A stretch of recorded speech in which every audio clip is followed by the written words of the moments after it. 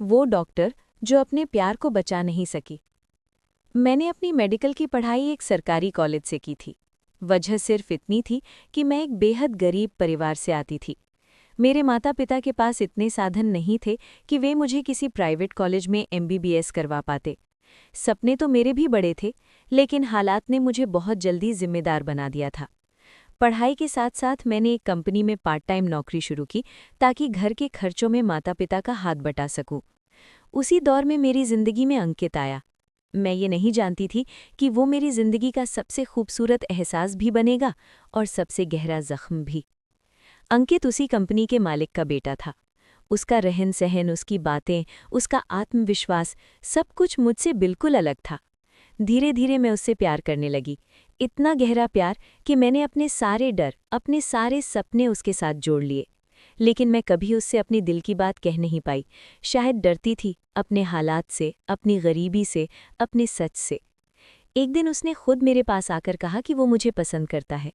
उस पल मेरी आंखों में आंसू आ गए थे, खुशी के आंसू। मुझे लगा जैसे मेरी सारी तपस्या सफल हो गई हो। मुझे लगा कि अब मेरी जिंदगी पूरी हो गई है। हमारा रिश्ता शुरू हुआ और वो समय मेरी जिंदगी का सबसे खूबसूरत समय था। हम रोज मिलते थे, घंटों बातें करते थे। वो मेरी थकान बनकर मेरे कंधों पर सिर रखता था और मैं उसके सपनों में अपनी पूरी दुनिया देखती थी। मैं उसके साथ बहुत खुश थी। शायद जिंदगी में पहली बार मैंने उससे दिल से प्यार किया था, बिना किसी शर्त के।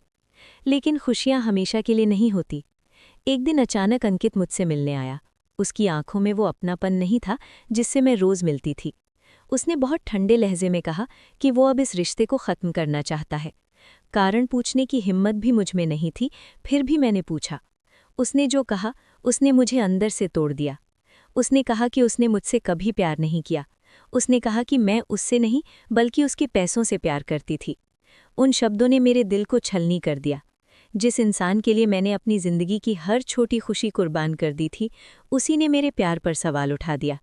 मैं कुछ कह नहीं पाई, न रो पाई, न चिल्ला पाई, बस खामोश हो गई। घर आकर मैं पूरी रात रोती रही। तकिए भी भीग चुके थे, आंखें सूज चुकी थी, लेकिन दिल का दर्द कम नहीं हुआ। मैंने खुद से वादा किया कि अब मैं कभी अंकित के बारे में नहीं सोचूंगी, उससे न मिलूंगी, न उसका नाम लूंगी। लेकिन प्यार को भुलाना इतना आसान नहीं होता। दिन गुजरते गए, साल बीतते गए, लेकिन अंकित मेरे दिल के किसी कोने में हमेशा जिंदा रहा। मैंने पढ़ाई पूरी की, डॉक्टर बनी, नाम कमाया। आज मैं एक सफल और मशहूर डॉक्टर हूँ। मेरे पास अपना घर है, गाड़ी है, इज्जत है, पैसा है।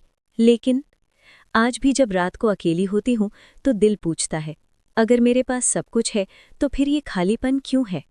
मैं लोगों की जान बचाती हूँ, लेकिन अपने प्यार को नहीं बचा सकी। शायद यही मेरी जिंदगी की सबसे बड़ी विडंबना है। मैं एक डॉक्टर हूँ, लेकिन अपने दिल का इलाज कभी नहीं कर पाई। अंकित की वापसी। कई साल बीत चुके थे। जिंदगी अपनी रफ्तार से आगे बढ़ गई थी। मैं अब एक सफल और मशहूर डॉक्टर थी। लोग मेरी तारीफ करते थे, मेरे नाम से पहचानते थे। अस्पताल में मेरी व्यस्तता दिन ब दिन बढ़ती जा रही थी। सब कुछ था, सम्मान, पैसा, कामयाबी, लेकिन दिल के किसी कोने में अब भी एक नाम चुपचाप धड़कता था, अंकित। मैंने खुद को समझा लिया था कि वो बीता हुआ कल है, एक याद जिसे अब याद नहीं करना चाहिए।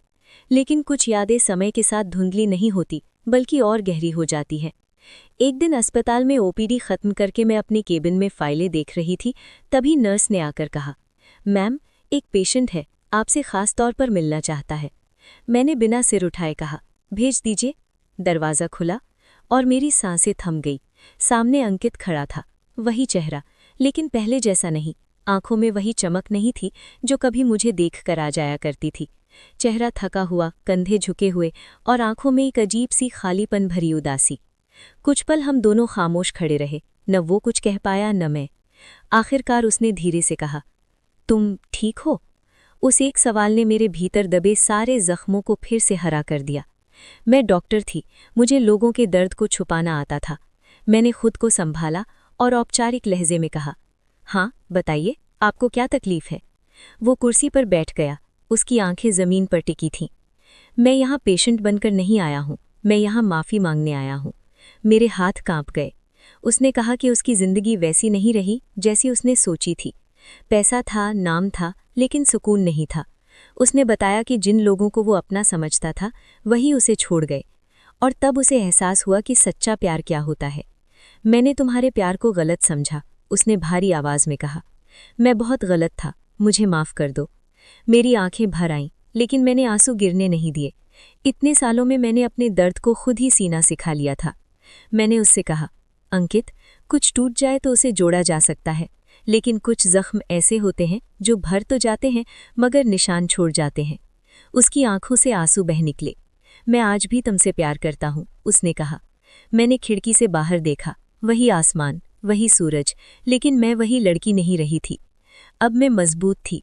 अब मैंने खुद को खोकर नहीं, खुद को पाकर जीना सीख लिया था। मैंने धीमे स्वर में कहा, शायद तुम्हारी जिंदगी में मेरी जगह थी, लेकिन मेरी जिंदगी में अब तुम्हारी नहीं है। वो चुपचाप उठ खड़ा हुआ। जाते जाते उसने पीछे मुड़कर देखा, जैसे कुछ कहना चाहता हो, लेकिन शब्द साथ नहीं दे रहे थे। दरवाज़ा बंद हुआ, और उस दिन पहली बार मुझे एहसास हुआ, अंकित की वापसी मेरे लिए दर्द नहीं बल्कि मेरी जीत थी, क्योंकि मैंने उसे नहीं, खुद को चुन लिया था।